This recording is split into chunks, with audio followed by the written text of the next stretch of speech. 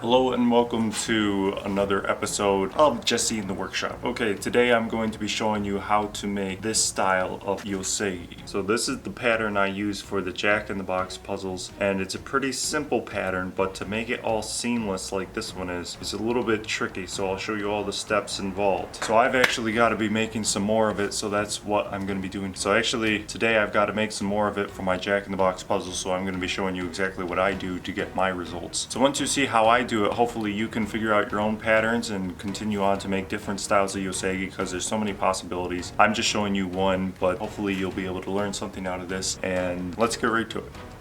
Okay, so first off, what we need is some pieces of wood, 3 different colors of wood to make that block. So what I'm using is cherry, walnut, and holly. And that's what I have all right in this block right here. So the dimension, what I've done, this is one of my leftover pieces from last time, so I'm gonna make 2 more just like this. So I take the dimension down, I plane it down to 1.13, okay? So 130 thousandths of an inch, right? That's what I plane it down to get to this number.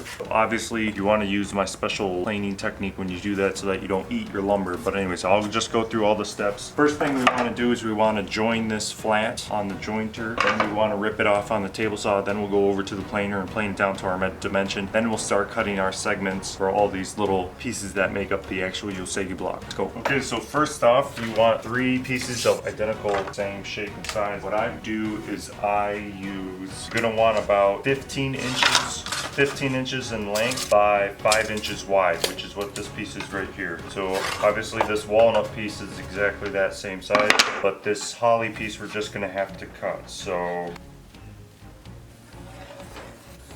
okay, that's what I want to cut here on the table saw. So I'm just gonna bring the fence over, raise the blade up. Okay, let's go.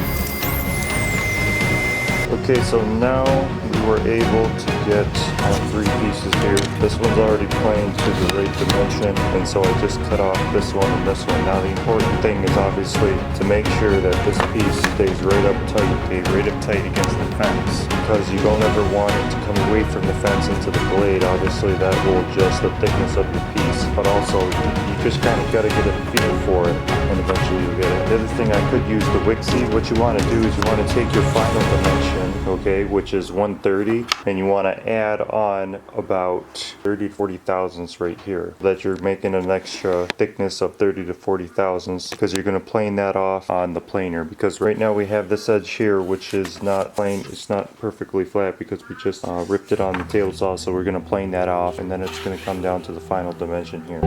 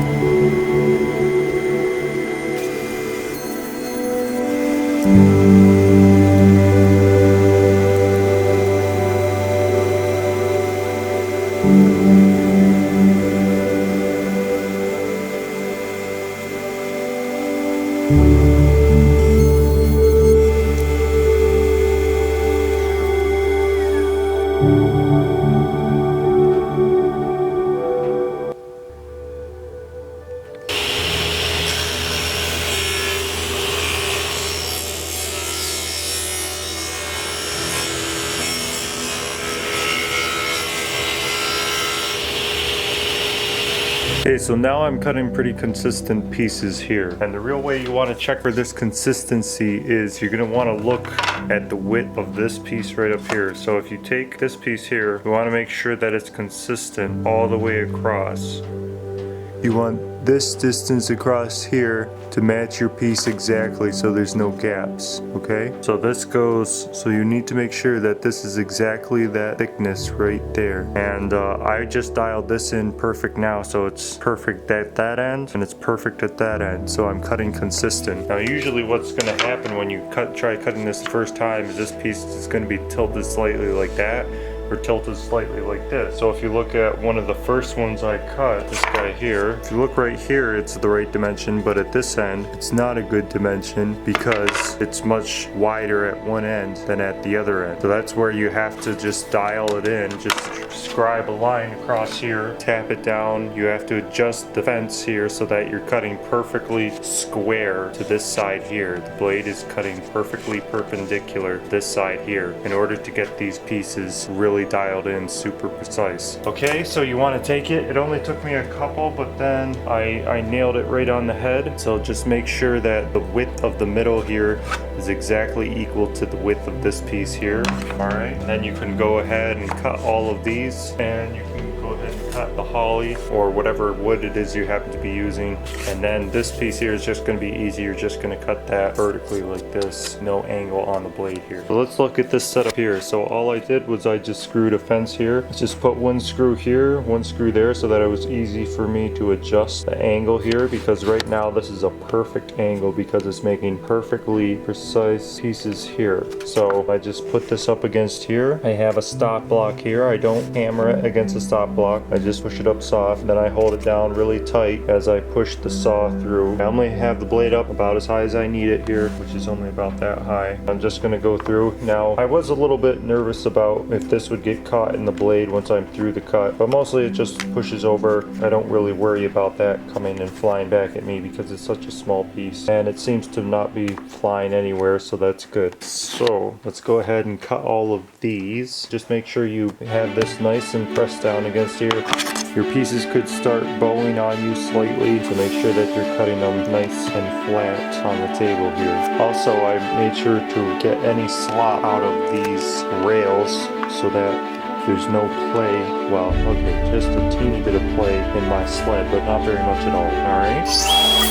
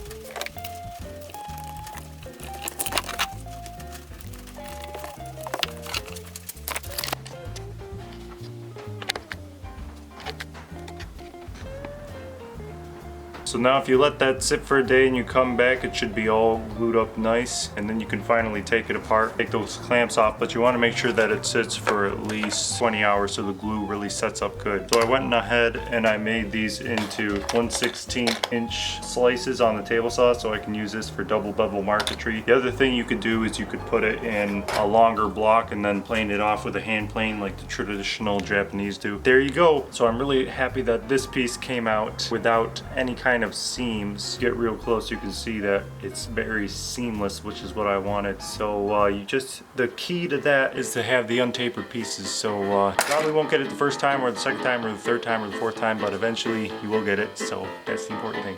Thanks for watching, and we'll see you next time.